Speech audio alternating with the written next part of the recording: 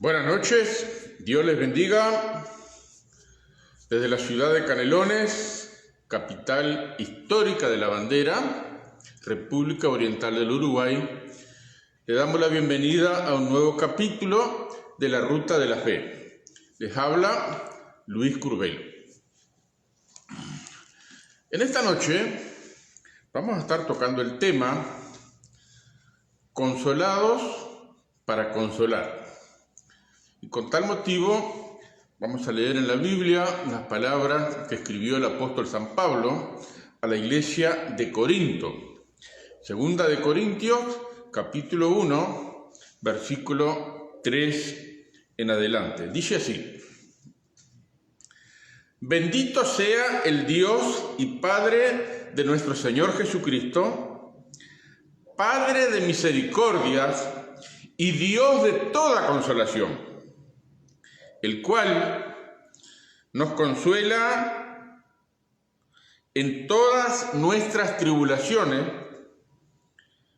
para que podamos también nosotros consolar a los que están en cualquier tribulación,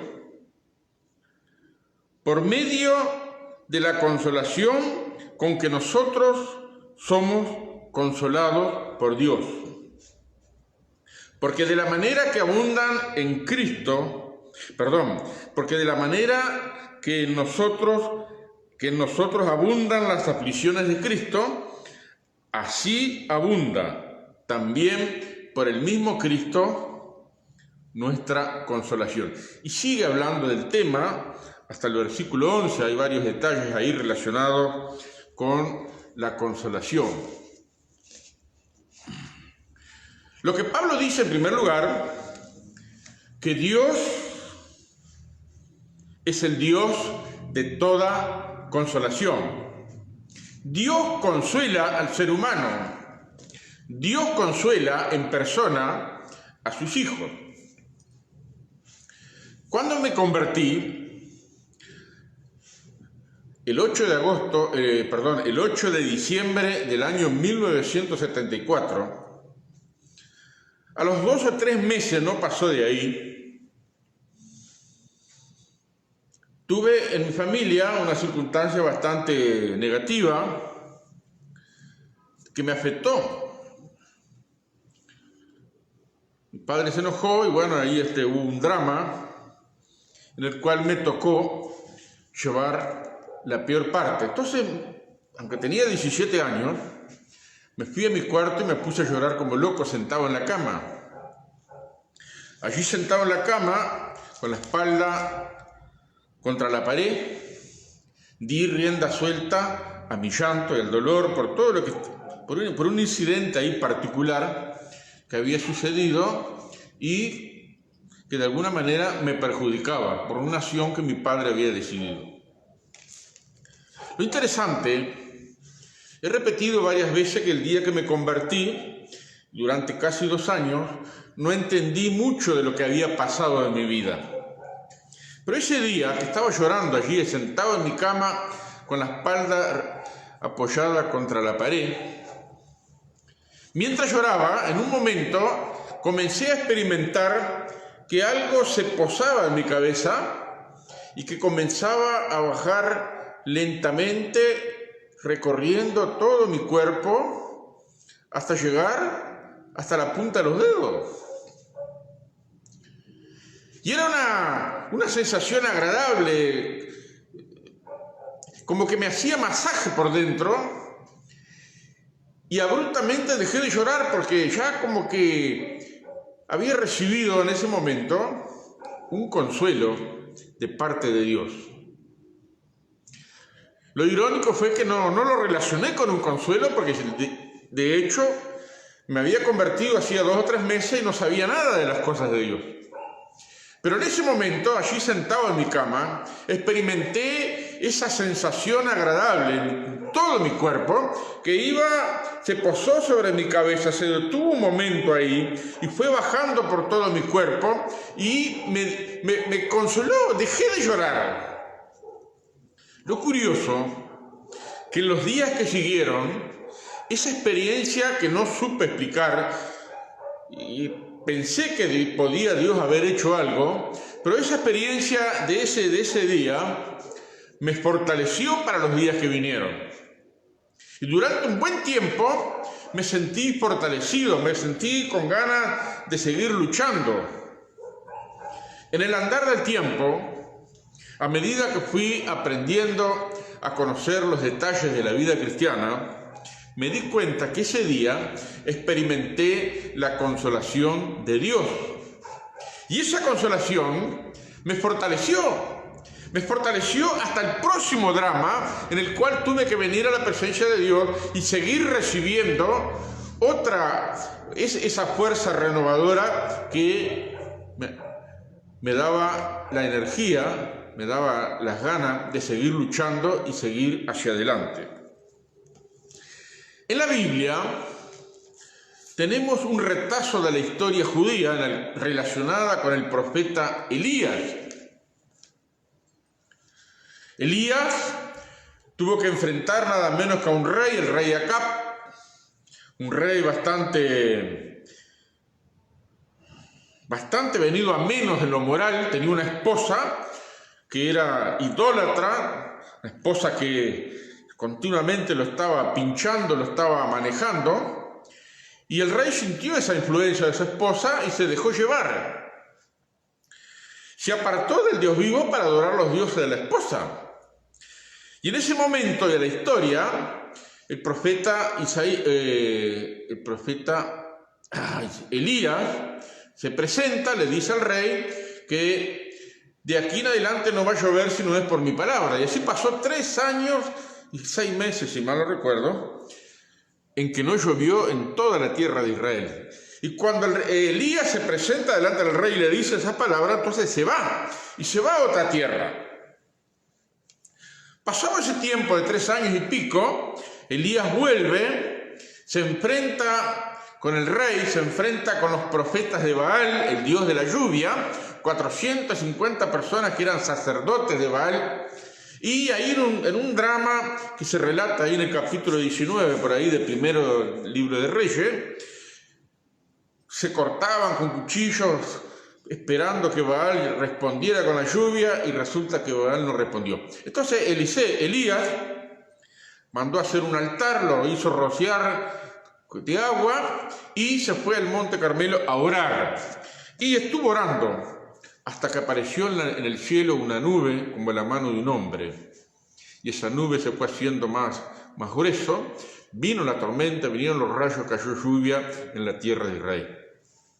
La esposa de Acab, cuando se enteró de todo eso, mandó decir que iba a matar a Elías. Entonces Elías, el hombre que enfrentó al rey, que enfrentó a 450 personas que oficiaban en nombre de un dios pagano, huye ante las amenazas de una mujer y se va lejos al desierto. Y llegó caminando al desierto y allá se tiró abajo un árbol deseando la muerte, pidiéndole a Dios que lo liquidara porque él era mejor que nadie. Y en ese momento que se tira, que le dice a Dios que no es mejor que nadie, que lo mate, se duerme. Y lo despierta un ángel y le dice que coma y que beba. Había una torta hecha, un fueguito, una torta de esa que acostumbran a comer en aquellas tierras, y agua. Y él comió y siguió durmiendo. No sé, la Biblia no dice cuánto durmió, pero dice que volvió el ángel a llamarlo y le dijo: volvé a comer porque te espera un largo camino. Y el detalle que dice ahí la Escritura, que Elías, fortalecido con esa comida, caminó 40 días y 40 noches hasta que llegó a Horeb, el monte de Dios. Y allí en el monte de Dios se metió en una cueva por miedo, sintiéndose frustrado, fracasado. A pesar de que tenía esa fortaleza para caminar, emocionalmente él se sentía quebrado. Y allí Dios vuelve a hablarle. Y después que le habló, Elías salió nuevamente fortalecido y con un nuevo ministerio para realizar. Eso es tremendo. Todos nosotros en la vida sufrimos de muchas maneras. Nuestro Señor Jesucristo no nos ha engañado a ninguno de los cristianos, porque Él dijo, en el mundo van a tener aflicción. Y la aflicción, el dolor, el quebranto, los sufrimientos insospechados, siempre parece que estar a la vuelta de la esquina. Y es ahí, en este quebranto del acontecer cotidiano, que el Hijo de Dios, la hija de Dios, experimenta el consuelo del Dios de toda consolación. De alguna manera, los hijos de Dios tenemos que estar acostumbrados a que el sufrimiento es pasajero y que en este sufrimiento pasajero, nuestro Dios siempre va a estar a nuestro lado para consolarnos, fortalecernos y renovar nuestra vida espiritual. El apóstol Pablo dice en Romanos 14:17, dice, el reino de Dios no es comida ni bebida, sino justicia, paz y gozo en el Espíritu Santo. El reino de Dios no es comida y bebida, sino justicia, lo que Dios requiere para nosotros, es paz, la paz interior, la paz en nuestras emociones, la parte de nuestra área emocional, la paz que sobrepasa nuestra mente y nuestras emociones, y el gozo del Espíritu Santo. Esto es tremendo. Es el gozo, la paz y la justicia en el Espíritu Santo. Es decir, que en el ejercicio de nuestra vivencia cristiana cotidiana, enfrentamos todos los rigores de la vida, enfrentamos todas las situaciones que todo el mundo enfrenta, enfrentamos dolor, enfrentamos crisis, enfrentamos enfermedades, injusticia y muchas otras cosas más que son el pan nuestro de cada día, pero en medio de estas realidades, el Espíritu Santo nos ministra con paz y gozo en nuestros corazones. El gozo del Espíritu Santo no es la alegría de un incidente pasajero favorable. Es más que eso, es algo permanente en la vida interior del creyente que no radica en nuestra mente y en nuestro propio corazón, sino que el Espíritu Santo, al estar en nuestras vidas, nos hace tener ese gozo.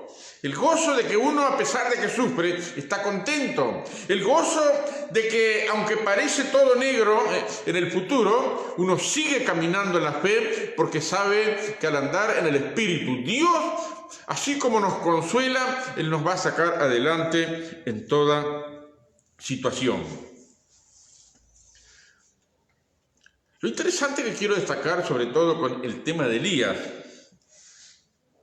que cuando Elías llegó a la cueva, después de estar fortalecido con aquella comida, él tuvo que renovar su comunión con el Espíritu Santo. Y esto nos deja una valiosa lección a todos los hijos de Dios. No podemos vivir de recuerdos.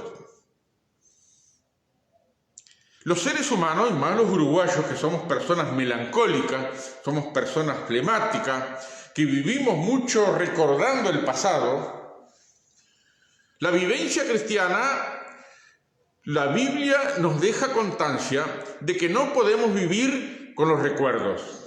Los recuerdos nos pueden motivar, nos pueden inspirar, nos pueden empujar hacia adelante, pero los recuerdos tienen vida corta. Lo que nosotros necesitamos es tener comunión con el Espíritu Santo, que Él nos dé su gozo, que nos dé su paz, que nos muestre las directivas de Dios a través de su justicia, lo que Él requiere de nosotros. Y entonces, motivado por esa fuerza interior que nos da el Espíritu Santo, esa fortaleza interior, seguimos adelante enfrentando la vida y emprendiendo nuevos desafíos que son dados por Dios en nuestras vidas. Así como Elías tuvo que enfrentar un nuevo ministerio, que si quieres saber en qué consistió ese nuevo ministerio, bueno, lean la Biblia a partir del capítulo 19 del primer libro de Reyes.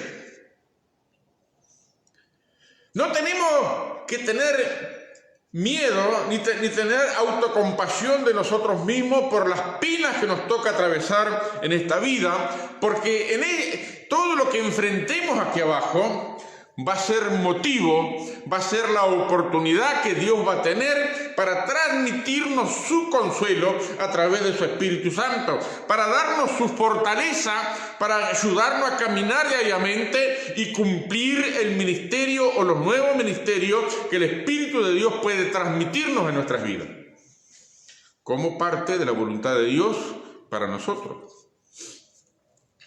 Dios nos consuela en todas nuestras aflicciones, todas. En segundo lugar, Dios nos consuela para consolar a otros. En la carta a los Hebreos, el autor a los Hebreos dice algo muy interesante con respecto a la persona de nuestro Señor Jesucristo. Él dice así: pero vemos a aquel que fue hecho un poco menor que los ángeles, a Jesús, coronado de gloria y de honra, a causa del padecimiento de la muerte, para que por la gracia de Dios gustase la muerte por todos. Porque convenía a aquel por cuya causa son todas las cosas, y por quien todas las cosas subsisten, que habiendo de llevar muchos hijos a la gloria, perfeccionase por aflicciones al autor de la salvación de ellos. ¿Y quién es el autor de nuestra salvación? Nuestro Señor Jesucristo.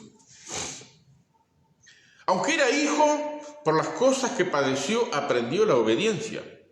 Aunque era hijo, no se vio libre del azote de la humanidad, el sufrimiento, el dolor, la enfermedad, la injusticia, todo eso.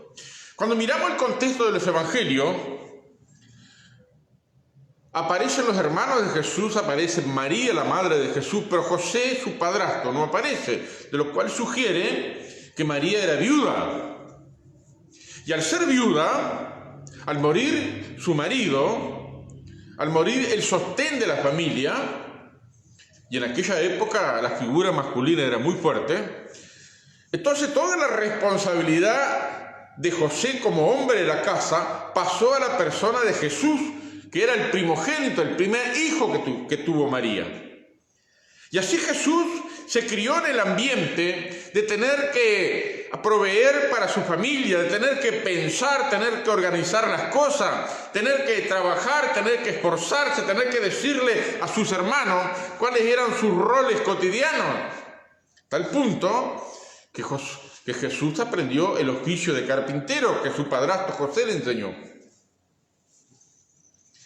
Dios muestra su amor para con nosotros en que siendo nosotros aún pecadores, Cristo murió por nosotros. Él se identificó con todo el dolor de la raza humana.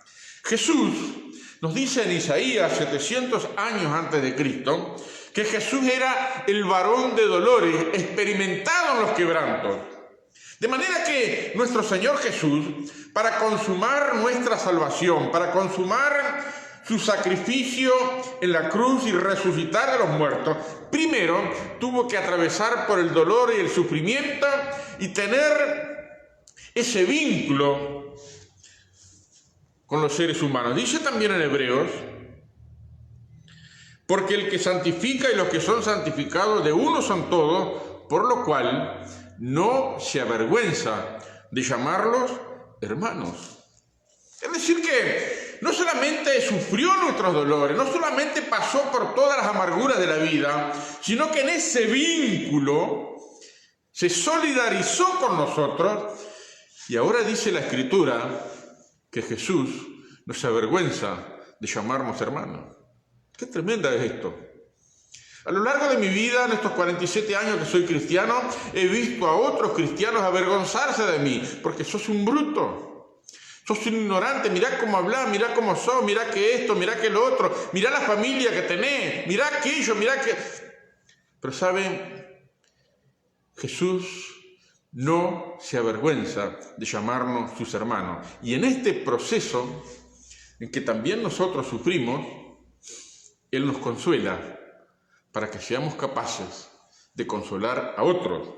Él nos consuela para que estemos equipados debidamente para consolar a otros, para ser solidarios con el sufrimiento y la necesidad ajena. Hace unos años, cuando vivíamos en libertad, un mediodía, después que habíamos almorzado, mi esposa y mis hijas y yo, golpearon a la puerta. Y al abrir la puerta nos encontramos con un hermano en Cristo que era pastor de una iglesia, el doctor Euclides Casas Morales, que ahora está con el Señor. Bueno, fue una sorpresa para nosotros que nos visitara este hermano, pastor y médico, y se sentó con nosotros a la mesa y estábamos justo teniendo el devocional donde coincidentemente estábamos leyendo 2 de Corintios capítulo 1, versículo 3 al 5. Y el doctor Morales, pastor de la iglesia, tomó la Biblia y dice, están leyendo esto, qué bien, y empezó a leer y empezó a hablar. Y una de las cosas que dijo, la que más me acuerdo de ese momento que compartió con nosotros, él dijo así: el mejor médico es aquel que ha sufrido en su propio cuerpo una intervención quirúrgica y que al estar en cama y requerir todos los cuidados, todas las atenciones que requiere un médico, él recibe de primera mano todo lo relativo a cómo debe tratar a un enfermo. Y entonces eso es lo que hace un mejor médico, uno que se solidariza con el dolor, que empatiza con ese momento de conmoción que experimenta un enfermo, estar allí, estar encañado con agujas, de muchas formas, estar ahí rodeado de otros enfermos, que algunos gritan, otros se quejan, otros están peor que él. Y en ese momento, entonces, el doctor Euclides dijo, el mejor médico es el que ha sufrido en carne propia una intervención quirúrgica. Mis queridos hermanos, Dios ha permitido el sufrimiento en nuestras vidas, algunos más que otros. De hecho, en el libro de Isaías dice, yo te he escogido desde el horno de aflicción. En lo personal tengo que decirle que a mí me ha tocado sufrir bastante. Dentro del conglomerado evangélico sufrí mucho el tema del menosprecio y la discriminación por venir de lo más bajo, por hablar medio lo canario, bruto, a decir palabras no muy pulidas que rompían la ética que estaba estipulada en el entorno del cual nos desenvolvíamos como iglesia.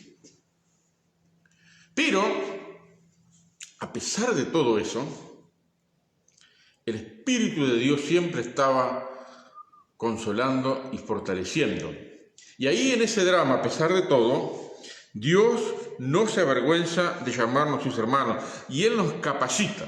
En el 2013 yo tuve que perdonar, ya conté hace poco, tuve que perdonar a esos hermanos porque ellos me trataban así, porque a su vez a ellos los trataron así.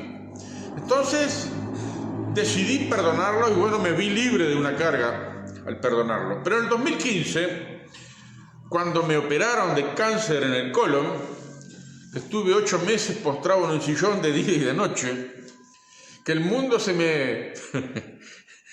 que mi mundo, nuestro mundo de familia quedó patas arriba. En ese momento en que Dios comenzó a ministrarme de otra manera, que comencé a experimentar algunas cosas de parte del Espíritu de Dios. Entonces, por primera vez, a partir de junio del 2015, comencé a darle gracias a Dios por todo lo que había sufrido. Porque pude percibir el dolor de la operación, al estar limitado físicamente, al tener el mundo pata para arriba, al depender de otro, al darme cuenta que bueno, durante 8 meses no pude predicar, porque no tenía fuerza para hablar. Pero en todo ese tiempo, el Espíritu de Dios estuvo ministrando y mostrándome cosas, y de ahí, bueno, salieron muchas cosas, como por ejemplo, que escribo algunos temas que son conocidos, pero que nadie se atreve a hablar. porque algunas cosas hay que hablarlas, hay que plantearlas. No basta decir aquí hay un problema, hay que solucionarlo. Entonces, para mí fue una bendición pasar por todo ese tiempo, porque me ha fortalecido y me ha dado la visión de un nuevo ministerio que estoy ejerciendo por la gracia de Dios. Tenemos que ser agradecidos a Dios por todas las oportunidades en que Él permite el sufrimiento, porque en ese sufrimiento Él nos está capacitando específicamente para ministrar a otros. Hace unos años, un pastor conocido también fue intervenido quirúrgicamente, pasó muchos días en el hospital. Y allí en el hospital se dio cuenta del gran drama. Nunca había tenido conocimiento de primera mano del drama de los hospitales, sino que al estar allí, internado. Entonces tomó la resolución de dedicar un tiempo en la semana para visitar hospitales y llevar una palabra de aliento a los enfermos. Y así comenzó un ministerio hospitalario. Y un día llegó una cama y empezó a testificarle al enfermo. Y el enfermo le empezó a hacer preguntas. Y una de las preguntas que le hizo el enfermo: ¿y ser cristiano a usted le reditúa en algo? Y el pastor le dijo: sí, ¿cómo no? Ser cristiano me ha dado el gozo de la salvación. Entonces el enfermo le dijo: qué raro, porque yo lo he visto a usted varias veces recorriéndonos, que viene a repartirnos folletos y hablarnos, y sin embargo usted siempre está serio, está arrugado como una pasa de uva. ¿Dónde está el gozo del cual usted está mencionando? Bueno, aquello fue como pegar una trompada al pastor. Cuando se fue, llegó a su casa, se encerró en su escritorio y allí se examinó en la presencia de Dios, porque él era tan serio.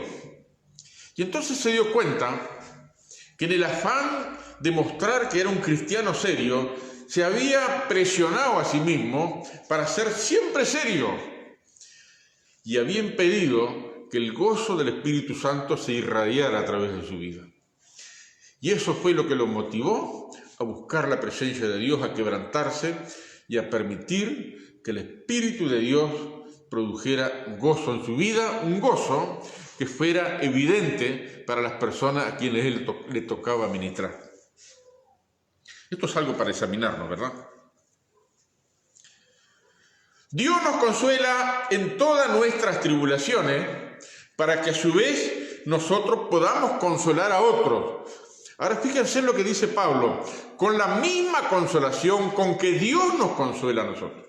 Es decir que como seres humanos que no nos diferenciamos mucho de los demás seres humanos por el hecho de ser cristianos, sin embargo, el Espíritu de Dios, al consolarnos, ya nos capacita para consolar a otros, y lo hacemos con la misma consolación con que Dios nos consuela a nosotros, porque esa acción de consolarnos, ese ministerio del Espíritu Santo en nuestra vida, esa intervención de Dios, es tan evidente que la compartimos como un testimonio de lo que Dios hace en nuestra vida.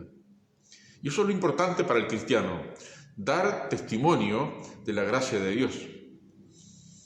No solo debemos limitarnos a compartir las verdades teológicas de la Biblia, sino que también con nuestro testimonio, nuestra vivencia, debemos reflejar el gozo del Espíritu Santo en nuestras vidas para transmitirlo a otro que necesita ese gozo para fortalecerse. Termino con esto. En la segunda carta a los Corintios, donde hemos leído que Dios nos consuela, que Dios es el Dios de toda consolación, al final de la segunda carta, el capítulo 13, versículo 14 de 2 Corintios, Pablo termina la carta con estas palabras: la gracia de nuestro Señor Jesucristo, el amor de Dios y la comunión con el Espíritu Santo sea con todos ustedes. La gracia de nuestro Señor Jesucristo, esa gracia que lo hizo bajar y vincularse y hablarnos a nuestro nivel, como hombre que sufrió nuestros dolores en carne propia, que experimentó todo el drama de la vida humana. El amor de Dios, es amor hacia nosotros, que aunque nuestros yerros, nuestras equivocaciones abrieron un zanjón de separación entre Dios y nosotros, Dios levantó un puente sobre ese abismo, el cual se llama Jesucristo. Porque Dios nos ama y desea derramar su amor a nuestros corazones. Y la comunión con el Espíritu Santo. La comunión con el Espíritu Santo es la que nos renueva cada día. No podemos vivir de los recuerdos de nuestro pasado. Sin duda, todos los cristianos tenemos experiencias tremendas que están impresas en nuestros recuerdos. Las contamos una y otra vez porque son parte de nuestras vivencias. Pero no nos olvidemos que no somos llamados solamente a compartir los recuerdos del pasado, sino que somos llamados también a compartir la renovación del Espíritu Santo en el tiempo presente. Y eso significa y amerita estar en comunión con el Espíritu Santo. La gracia de nuestro Señor Jesucristo, el amor de Dios y la comunión con el Espíritu Santo sean con todos ustedes. Porque Dios nos consuela para que cumplamos la misión de consolar también a otro. Quizás a un vecino, quizás a uno de la cuadra, quizás a un compañero de trabajo. Interesante es que siempre estemos ocupados en consolar, aunque sea a uno. Cada uno alcance a uno. Cada uno traiga a uno y cada uno enseñe a uno. Esa es la estrategia ganadora. Esa es nuestra misión. Por eso que Dios nos consuela, interviene en nuestras realidades cotidianas para que tengamos la evidencia, tengamos el material, tengamos la experiencia del presente de que Dios siempre está con nosotros, consolándonos, fortaleciéndonos y renovándonos interiormente por el poder de su Espíritu Santo. Que Dios nos visite y haga prosperar nuestras almas en una renovación continua en el Espíritu Santo. No una renovación de los conocimientos bíblicos. Nunca tenemos que dejar de leer la Biblia, nunca tenemos que dejar de indagar, nunca tenemos que dejar de investigar e intentar saber qué es lo que la Biblia dice. Eso es una cosa, pero eso solo no nos renueva, sino que nos renueva también la comunión con el Espíritu Santo. Que Dios te bendiga y que puedas prosperar. El próximo miércoles, Dios mediante, hoy es viernes, el próximo lunes, Dios mediante, vamos a tratar el tema disciplinados para ser útiles. Disciplinados para ser útiles. Así que, si quieres saber de qué vamos a tratar, los espero el lunes a las 21 horas. Nos vemos. Dios les bendiga.